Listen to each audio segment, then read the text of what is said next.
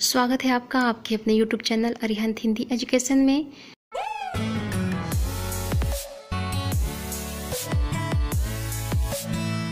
यदि आप मेरे चैनल पे नए हैं तो प्लीज़ मेरे चैनल को सब्सक्राइब करें, लाइक करें, शेयर करें और कमेंट्स भी करें। तो चलिए बढ़ते हैं आज के विषय की ओर।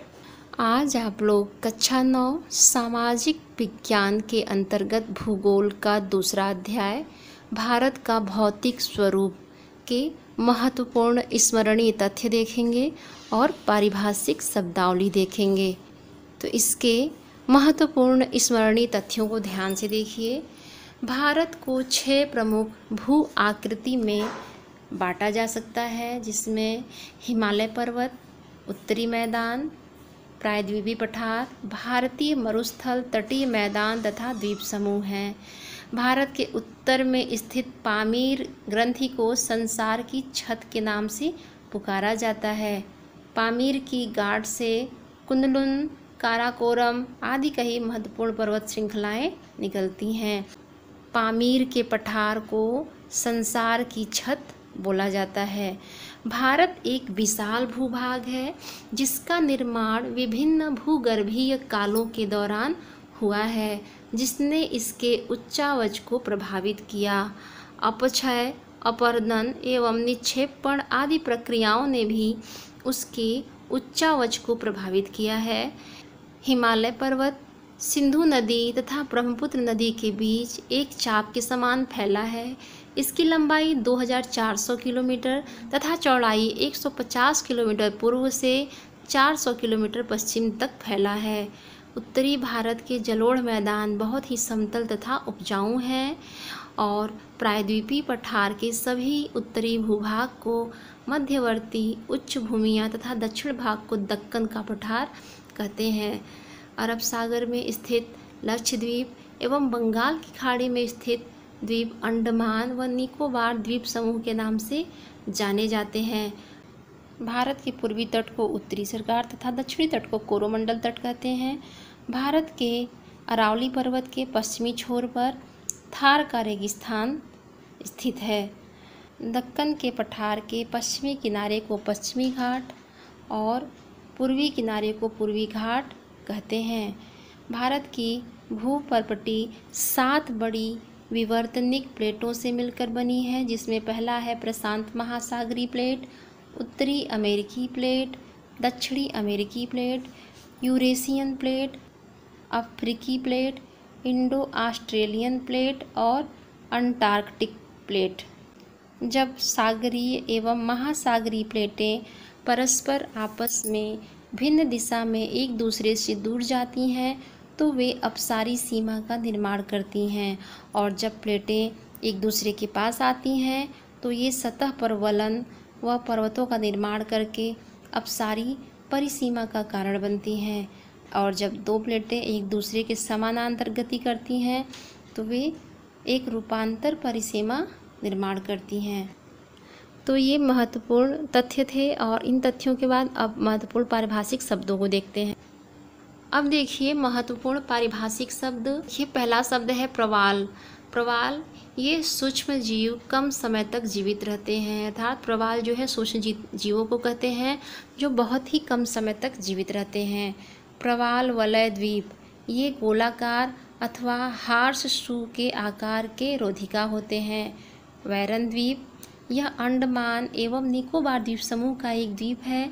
इस द्वीप पर भारत का एकमात्र सक्रिय ज्वालामुखी है। ध्यान दीजिए, अंडमान निकोबार के द्वीप समूहों में बैरन द्वीप है जिस पर सबसे सक्रिय यानी भारत का सक्रिय ज्वालामुखी पर्वत इस पर स्थित है। गोंडवाना लैंड यह एक प्राचीन महाद्वीप का दक्षिणी भाग है। इस महाद्वीप का उत्तरी भाग अंगारा लैंड कहलाता है। टेसित सागर यह उथला सागर अति प्राचीन काल में अंगारा लैंड व गोंडवाना लैंड के मध्य में स्थित था। रोधिका तट के समीप नदी की धारा के बीच रेत अथवा कीचड़ का जमाव रोधिका कहलाता है, अर्थात जो किनारा होता है नदी का उसकी धारा के बीच जो रेत जम जाता है वह रोधिका कहलाता है। जैसा कि आप लोग गंगा के किनारे देखते होंगे या गंगा के बीच में भी जो रेत के जमे हुए तह दिखाई देते हैं वे रोधिका कहलाते हैं। ब्लफ एक ऊंची तीव्र चाल वाली चट्टान जो प्रायः नदी द्वारा काटकर बनाई जाती है। लेबीज नदी का ऊंचा किनारा जो बाढ़ के मैदान के तल से ऊंचा होता है। लैगून बालू की रोधिका द्वारा समुद्र से पृथक की गई खारे पानी की झील। चिल्का झील यह ओडिशा राज्य में महानदी के डेल्टा के दक्षिण में पूर्वी तट पर स्थित है। हिमाद्री यह हिमालय की सबसे उत्तरी श्रृंखला है जिसमें हिमालय के सभी प्रमुख शिखर स्थित हैं। माजुली ब्रह्मपुत्र नदी में स्थित यह क्षेत्र एक नदी द्वीप है। यह विश्व का सबसे बड़ा नदी द्वीप है जहां लोग निवास भी करते हैं। बरकान बालू का अर्धचंद्राकार टीला बरकान कहलाता है। गोंडवाना भूमि अति प्राचीन विशाल महाद्वीप पैजिया का सबसे दक्षिणी भाग है जिसके उत्तरी भाग में अंगारा भूमि है। दोआब जो होता है दो नदियों के बीच के क्षेत्र को कहते हैं। यह दो और आब अर्थात पानी शब्दों के योग से बना है, जैसे गंगा और यमुना के बीच का भाग। वितरिकाएं जब नदी अपने निचले क्षेत्र में जाकर गाद के जमा होने के कारण कई धाराओं में बट जाती है उन्हें वितरिकाएं कहा जाता है। यानी नदी जब गंदगी इकट्ठा होती है और उस गंदगी या गाद के जमा होने के कारण कई धारा में बट जाए तो उस जगह को वितरिकाएं कहते हैं। भूगर्भीय प्लेट पृथ्वी की ठोस परत के नीचे मौजूद पारंपरिक धाराएं इसकी परपटी या स्थल मंडल को कई भागों में बांटती हैं। इस भाग को टेक्टोनिक या स्थल मंडल प्लेट कहा जाता है। दुर्बलता मंडल भूपरपटी के नीचे अर्ध द्रवित शैलों की परत दुर्बलता मंडल कहलाती है। इसे अंग्रेजी में एस्थेनोस्फीयर कहते हैं। भूगर्भीय प्लेट भूगर्भ से उठती तरंगों के कारण ऊपरी परत के फटकर बड़े बड़े टुकड़ों में बट जाने से बने भूखंड भूगर्भीय प्लेट या स्थल मंडलीय प्लेट कहे जाते हैं। प्रायद्वीप वह भूभाग जो तीन ओर से जल से घिरा होता है। देखिए इस तरह का जो पारिभाषिक शब्दावली है इन्हीं शब्दावली के आधार पर अति लघु या बहुविकल्पी प्रश्न पूछे जाते हैं परीक्षा में। तो इन पारिभाषिक शब्दों की वीडियो को आप बहुत अच्छे से देखिएगा और समझिएगा। तो जो प्रायद्वीप है वह तीन ओर जल से घिरा होता है। द्वीप वह छोटा भूखंड जो चारों ओर से जल से घिरा होता है। भूविज्ञान वह विज्ञान जिसमें शैलों के अध्ययन द्वारा पृथ्वी के संगठन इतिहास तथा उसकी संरचना की जानकारी होती है। हिमानी हिम या बर्फ के खिसकते हुए विशाल खंड को हिमानी या हिम नदियाँ कहते हैं। नवीन वलित पर्वत भूपरपटी की आंतरिक शक्तियों के कार्य द्वारा स्थल पर दबाव व खिंचाव के फलस्वरूप वलन प्रक्रिया से बने पर्वत जो पृथ्वी के इतिहास के नवीनतम काल में बने हैं, जैसे हिमालय और आल्प्स आदि, ये नवीन वलित पर्वत कहलाते हैं। जलोढ़क नदियों द्वारा बहा कर लाई गई बहुत ही बारीक पंखनुमा मिट्टी को जलोढ़क कहते हैं। जलोढ़क का दूसरा नाम अवसाद है। तो जलोढ़क कीचड़ को भी कहते हैं, यानी कीचड़ युक्त जो ज़मीन होती है जो नदियों द्वारा बहा कर लाई जाती है वह जलोढ़क कही जाती है।